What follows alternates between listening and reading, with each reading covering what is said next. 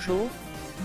Dans ce tutoriel, présenté par le Centre numérique d'apprentissage pédagogique CNAP, nous allons découvrir quelques fonctionnalités du logiciel eAnim. Et, comment peut-on réaliser une animation avec ce fameux logiciel? Premièrement, nous attirons l'attention que eAnim est une solution conviviale, libre de droit et qui permet de réaliser facilement des animations au format Flash.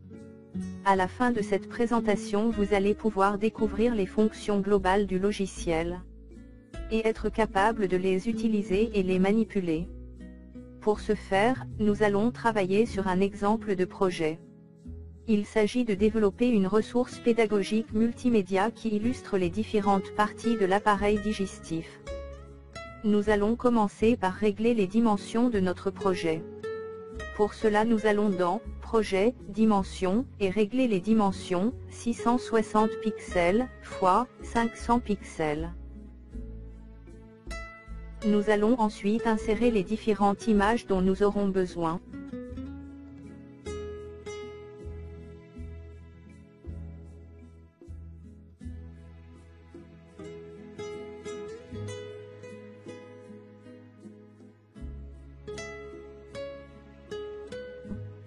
Le logo du CNAP,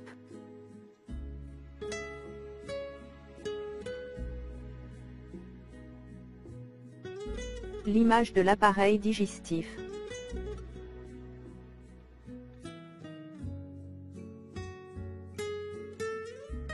Pour des limitations techniques, eAnim ne supporte pas les fonts arabes, au moins au moment où ce tutoriel a été réalisé.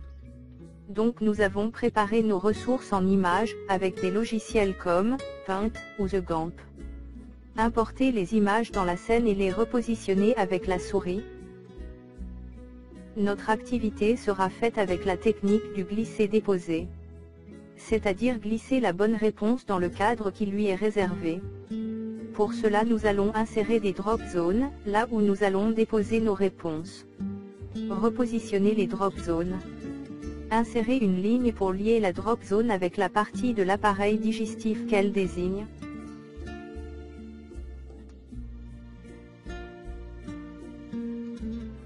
Créer un groupe. Insérer une image qui désigne le nom de la partie de l'appareil digestif.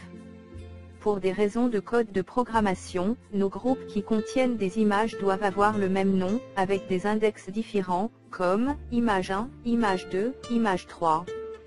Puis régler le groupe pour qu'il soit dragable, c'est-à-dire on peut le glisser et déposer, drag and drop.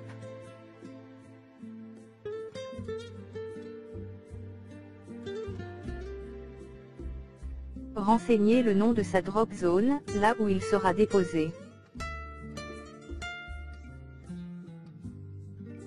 Nos drop zones doivent avoir le même nom avec des index différents, comme zone 1, zone 2, zone 3, et ainsi de suite. Et chaque index du groupe image doit correspondre à l'index du drop zone. Image 1, sa drop zone est zone 1, image 2, sa drop zone est zone 2, et ainsi de suite. Une fois tous nos groupes images et nos drop zones sont à leur place, nous allons insérer le bouton qui va nous permettre de vérifier nos réponses. Le nommer « Vérifier ». L'action de ce bouton sera de vérifier si les images dragables sont toutes dans les drop zones qui les correspondent.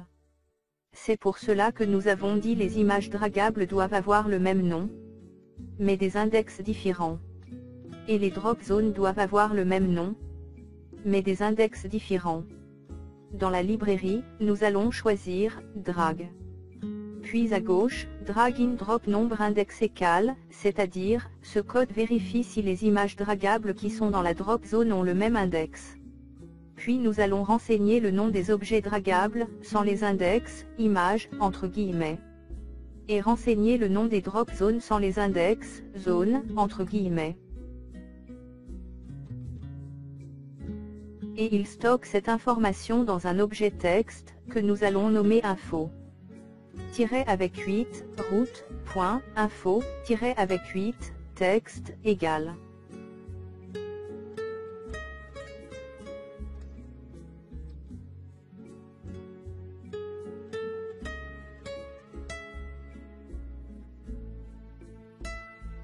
Repositionnez le bouton avec la souris et le redimensionner.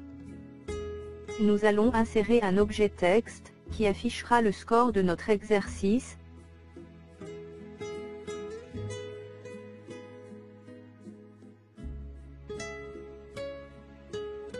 Cet objet texte doit être variable, c'est dans cet objet texte, où nous allons afficher la valeur du code du bouton.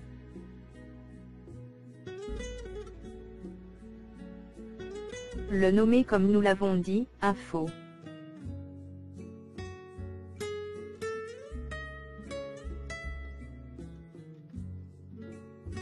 Testons notre animation. Nous constatons que nos images sont dragables, on peut les glisser et les déposer, dans les drop zones qui les correspondent.